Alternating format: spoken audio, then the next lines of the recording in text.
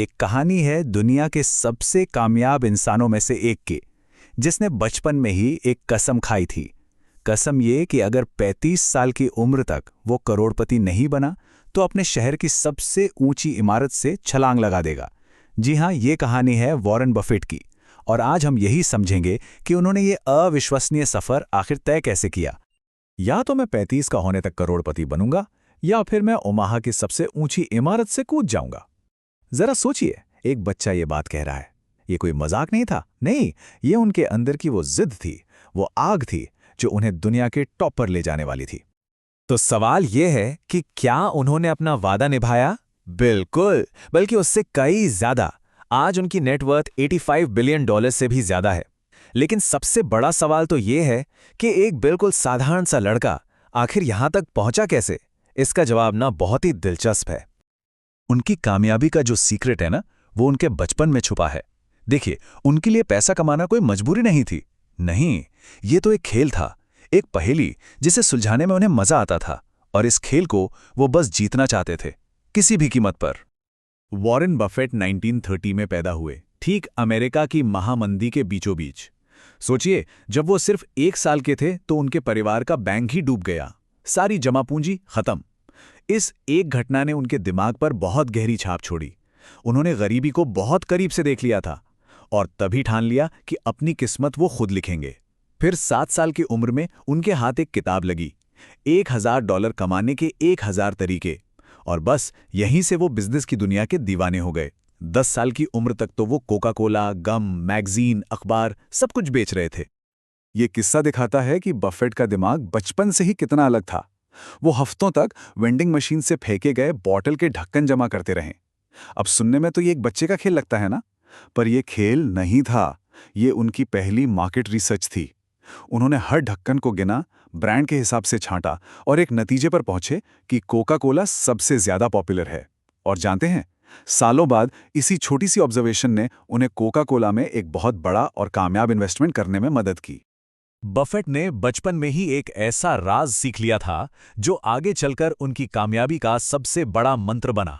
ये कोई जादू टोना नहीं था, बल्कि मैथ का एक बहुत ही सिंपल लेकिन बेहद पावरफुल सिद्धांत था, कंपाउंडिंग, यानी चक्रवृद्धि की ताकत।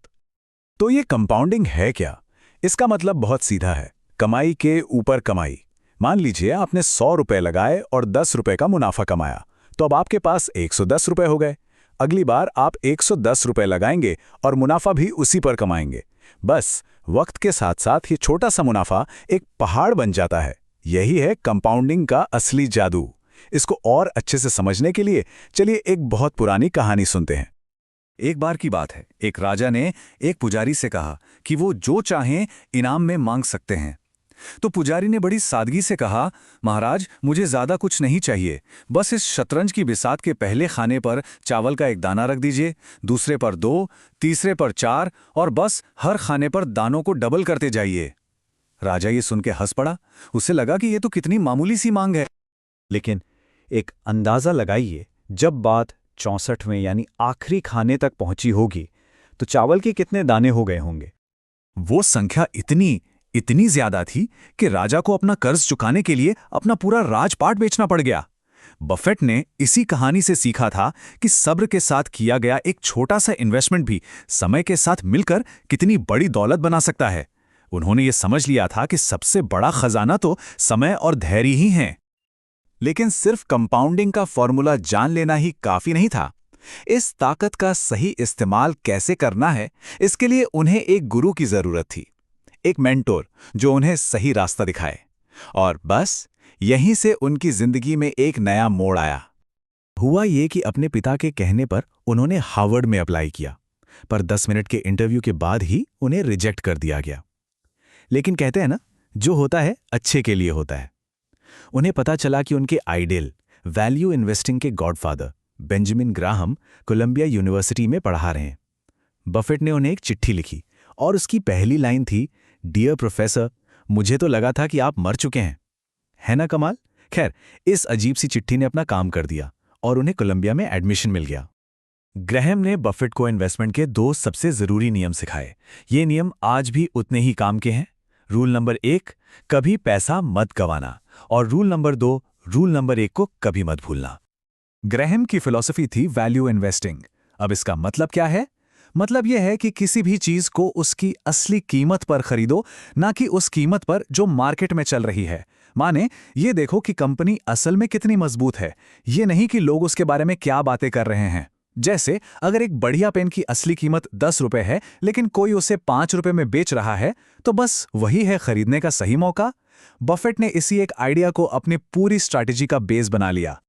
तो अब बफेट के पास ग्राहम के सिखाए हुए नियम थे और कंपाउंडिंग की ताकत की समझ भी थी, लेकिन उनकी सोच को जो फाइनल टच मिला ना, वो एक और इंसान की वजह से मिला। एक ऐसा पार्टनर जिसके बिना बफेट शायद वो बफेट बन ही नहीं पाते जिन्हें आज हम सब जानते हैं। वो थे चार्ली मंगर। देखिए, चार्ली से मिलने से पहले बफे का फॉर्मूला था एक ठीक-ठाक कंपनी को बहुत ही सस्ते दाम पर खरीदो। लेकिन चार्ली ने उनकी ये सोच पूरी तरह बदल दी। उन्होंने सिखाया कि एक ठीक-ठाक कंपनी को सस्ते में खरीदने से कहीं बेहतर है एक शानदार कंपनी को ठीक-ठाक दाम पर खरीदना। ये एक बहुत बड़ा बदलाव था। अब वो सिर्फ सस्ते शेयर नहीं ढूंढ रहे थे, अब वो बेहतरीन कंपनियां ढूंढ रहे थे जिन्हें वो हमेशा के लिए अपने पास रख सकें।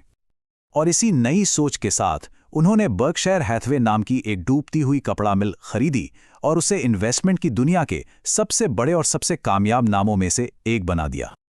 तो कंपाउंडिंग, वैल्यू इन्वेस्टिंग, शानदार कंपनियां, ये सब तो ठीक है, लेकिन इन सब के पीछे कामयाबी का वो आखिरी सबसे बड़ा सबक क्या है?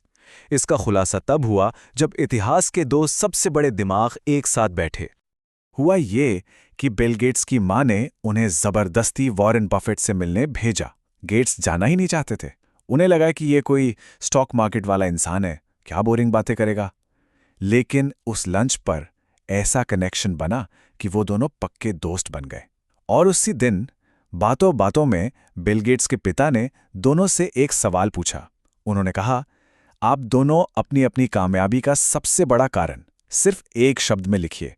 दोनों ने अलग अलग अपना अपना जवाब लिखा, और जब उन्होंने वो कागज एक दूसरे को दिखाए तो दोनों पर एक ही शब्द लिखा हुआ था। वो शब्द था फोकस। जी हां, फोकस। अपने काम पर, अपने लक्ष्य पर, और सिर्फ उन चीजों पर जो सच में मायने रखती हैं। सोचिए, दुनिया के दो सबसे कामयाब लोगों के लिए पूरी सक्सेस का राज सिर्फ इस एक शब्द में छिपा है। लेकिन बफेट की कहानी सिर्फ दौलत बनाने की नहीं है। उनकी विरासत इससे कहीं बड़ी है। उन्होंने अपने 99% दौलत दान करने का वादा किया है, क्योंकि उनका मानना है कि बिना मेहनत के मिली बेशुमार दौलत जिंदगी को बनाती नहीं बल्कि बर्बाद कर सकती है। तो आखिर में बफे की कामयाबी का राज पैसे से प्यार नहीं है, बल्कि अपने काम के लिए उनका जुनून है। वो खुद कहते हैं, मुझे हर दिन वो खेल खेलने को मिलता है जिससे मुझे प्यार है। तो ये पूरी कहानी हमें एक बहुत अहम सवाल पर लाकर छोड़ देती है कि हर किसी की जिंदगी में वो कौन सा खेल है जिसे खेलने में सबसे ज्यादा मजा आता है, क्योंकि शायद असली कामयाबी और खुशी का राज उसी एक खेल में छिपा है।